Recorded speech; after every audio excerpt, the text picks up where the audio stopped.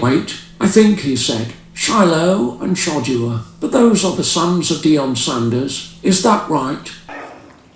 Usually it's the king that does the inviting.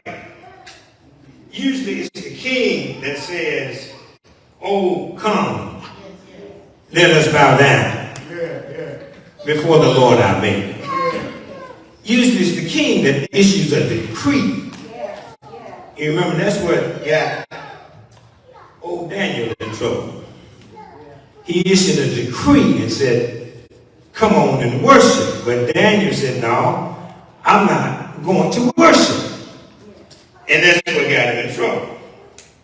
That's what got Shadrach and Shilo and Shadeur. Uh-oh, wait a minute. That's the wrong one.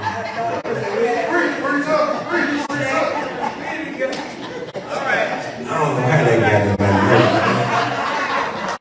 Probably Levi, Billy, one of them.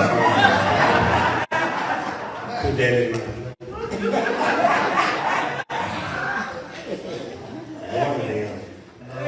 Shadrach, Meshach, and Abednego. That's what I'm trying to say. Y'all know who I'm talking about. They got in trouble because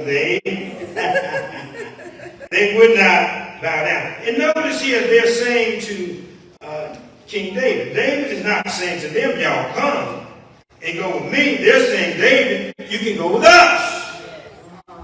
It's raising the question, who are these folks? How do they have the nerve and the audacity to invite a king